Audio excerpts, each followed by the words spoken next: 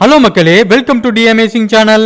சைனான்னு சொன்ன உடனேயே நம்மளுக்கு ஞாபகம் வருது போலியான தயாரிப்புகள் தான். அப்படிப்பட்ட சைனால அவங்க உணவுகளையும் ரொம்பவே போலியாகவும் மோசமாகவும் தயாரிக்கிறாங்க. இந்த வீடியோவும் அதை பத்தினதுதான்.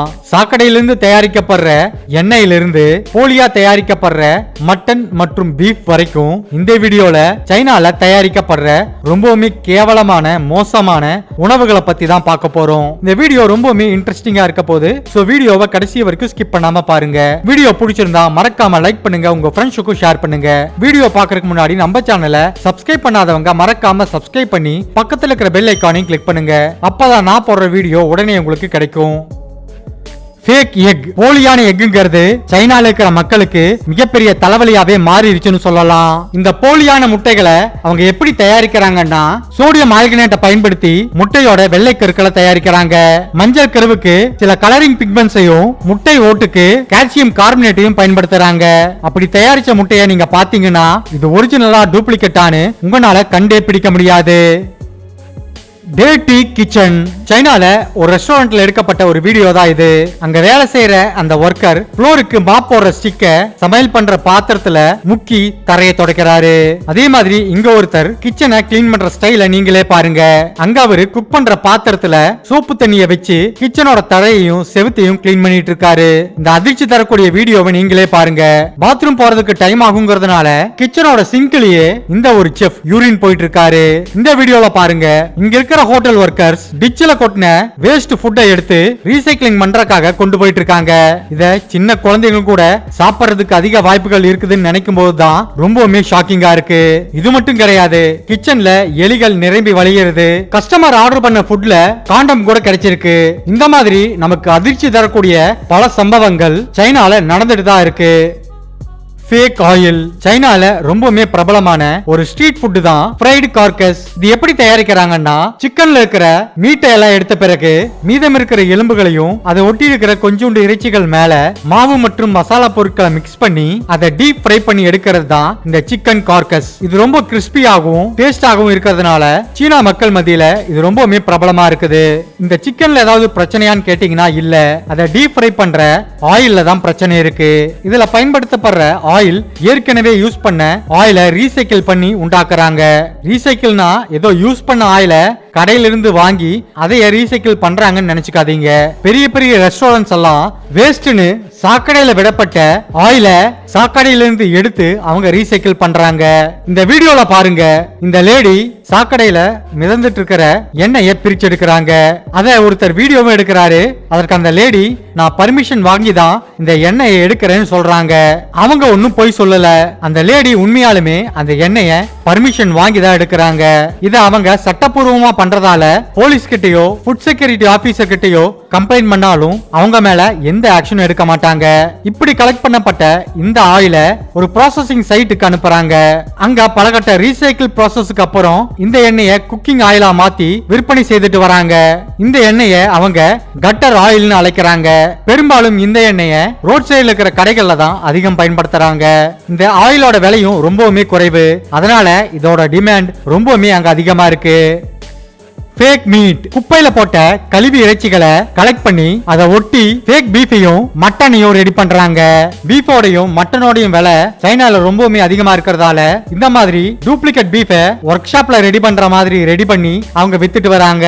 இந்த பீஃபை டூப்ளிகேட் பீஃப்னு யாராலையும் கண்டுபிடிக்க முடியாது. பீஃப் மட்டும் இல்ல, நான் ஏற்கனவே சொன்ன மாதிரி மட்டன் லெக் பீஸ், மட்டன் சாப்ஸையும் ஃபேக்கா அவங்க தயாரிச்சிட்டு வராங்க. ஃபேக் ஹனி, இங்க ஒருத்தர் சைனால எப்படி டூப்ளிகேட் தேனை தயாரிக்கிறாங்கங்கறத கண்ணு முன்னாடியே செஞ்சு காமிக்கிறாரு. சுகர் சிரப்பை எடுத்து அதுல கொஞ்சம் கலரிங்கையும் கெமிக்கல்ஸையும் ஆட் பண்ணா போதும், டூப்ளிகேட் ஹனி உடனே ரெடி. இந்த ஹனிய டூப்ளிகேட்னு கண்டுபிடிக்கிறது அவ்வளவு சிரமம்னு அங்க இருக்கிற மக்கள் சொல்றாங்க. ஹனி மட்டும் இல்ல, ஹனி கோம்ப், அதாவது தேன் அடையவே இவங்க டூப்ளிகேட்டா செஞ்சு விற்பனை செய்துட்டு வராங்க. சில பிளாஸ்டிக் யூஸ் பண்ணி இந்த மாதிரி டூப்ளிகேட் தேன் அடைகளை அவங்க தயாரிக்கிறாங்க. இந்த பிளாஸ்டிக் ஹனிகோம்ப சாப்பிடுறது மூலமா நம்மளுக்கு பல பக்க விளைவுகள் ஏற்படும்.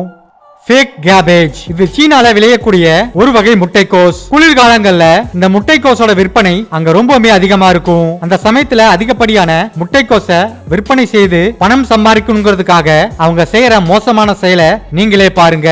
அழுகி போன முட்டைக்கோஸ் மேல சில ஃப்ரெஷ்ஷான முட்டைக்கோஸ் இலைகளை டேப் போட்டு ஒட்ட வைக்கிறாங்க.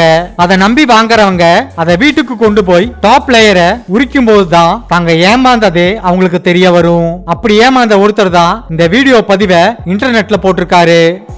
Fake cotton candy. பஞ்சு மிட்டாய் நம்ம எல்லாருக்குமே ரொம்ப பிடிச்சது. ஆனா சில நாட்களா பஞ்சு மிட்டாயில அதிக அளவுல கெமிக்கல்ஸ் இருக்குதுன்னு பல வீடியோஸ் பார்த்திருப்போம். இங்க பாருங்க பஞ்சு மிட்டாய எந்த அளவுக்கு மோசமா சைனால தயாரிக்கிறாங்கன்னு. இங்க இருக்கிற மொத்த இடமும் அசிங்கமா அலங்கோலமா இருக்குது. இங்க யூஸ் பண்ற சுகர்ல இருந்து அதுல ஆட் பண்ற கெமிக்கல்ஸ் வரைக்கும் எல்லாமே ரொம்பவே மோசமான லோ கிரேட் குவாலிட்டிஸ் உள்ள பொருட்களை பயன்படுத்துறாங்க. குவாலிட்டியை செக் பண்றதுக்கு எந்த ஒரு டூல்ஸும் அந்த ஒர்க் ஷாப்ல இல்ல. இது இத்தோட நிக்கல. இப்படி தயாரித்த பஞ்சு மிட்டாய்களை பல ஃபேமஸான பிராண்ட் நேம் பேர்ல பேக் பண்ணி அத மார்க்கெட்ல வித்துட்டு வராங்க. Fake apple. முன்னாடி நாம அழுகி போன முட்டைக்கோச டேப் போட்டு ஒட்டி விற்பனை செய்ததை பார்த்திருப்போம். அந்த முட்டைக்கோசாவது அழுகி போன ஒண்ணுதான். ஆனா இங்க ஆப்பிள செயற்கை முறையில தயாரிச்சு வித்துட்டு வராங்க. இங்க அவங்க செயற்கையா செஞ்ச ஆப்பிள் மேல பெயிண்ட் எல்லாம் அடிச்சு அத விற்பனைக்காக அனுப்பி வைக்கிறாங்க. இது முன்னாடி ஒரிஜினல் ஆப்பிளும் கூட தோத்துரும். Fake squid. சீனால அவங்க சீ ஃபுட்டையே போலியா உற்பத்தி பண்றாங்க. அத பத்தின வீடியோ தான் இது. இந்த வீடியோ 2021ல பதிவு பண்ணப்பட்டது. இந்த லேடி மார்க்கெட்ல இருந்து 1/2 கிலோ ஸ்குவிட்ட வாங்கிட்டு வந்திருக்காங்க. அதை சமைக்கிறதுக்காக கிளீன் பண்ணி சுடுதண்ணில போட்டிருக்காங்க. தண்ணி கொதிச்சதுக்கு அப்புறம் அந்த ஸ்குவிட் அந்த தண்ணியில கரைஞ்சு போயிருது. இத வீடியோவா எடுத்து அவங்க சோசியல் மீடியால போட்டிருக்காங்க. அதுல பலரும் நீங்க ஸ்குவிட்டுக்கு பதிலா ஏதாவது ஜெல்லி ஃபிஷ்ஷை வாங்கிட்டு வந்திருப்பீங்கன்னு சொல்லி இருக்காங்க. இதனால மறுபடியும் அவங்க அதே கடையில போய் ஸ்குவிட்ட வாங்கிட்டு வந்து இதே மாதிரி திரும்பவும் செஞ்சிருக்காங்க. அந்த ப்ராசஸ தொடக்கத்துல இருந்து வீடியோ எடுக்க தொடங்குறாங்க. அவங்க அந்த ஸ்குவிட்ட தண்ணியில போட்டு கொதிக்க வச்ச சில நிமிடங்கள்லயே அந்த ஸ்குவிட் மாயமா மறைஞ்சு போயிருது. இதையும் நெட்ல போடுறாங்க. இத பார்த்த சில பேர் இத ஸ்டார்ச் வச்சு தயாரிச்ச ஃபேக் ஸ்குவிட்னு சொல்லிருக்காங்க. இன்னும் சில பேர் என்ன சொல்லிருக்காங்கன்னா இந்த ஸ்குவிட்ட ஆல்கலைன்ல முக்கி எடுத்திருப்பாங்க. ஏன்னா இப்படி ஆல்கலைன்ல முக்கி எடுக்கும் போது அந்த ஸ்குவிட்டோட எடை கூடும்னு சொல்றாங்க. அதாவது 1 கிலோ எடையுள்ள ஸ்குவிட் 4 கிலோ வரைக்கும் எடை கூடும்னு அவங்க சொல்றாங்க. ஆனா இப்படி பண்றதால அந்த ஸ்குவிட்டோட திசுக்கள் வீக் ஆகி கொதிக்க வைக்கும் போது இந்த மாதிரி கரைஞ்சு போயிரும் சொல்றாங்க.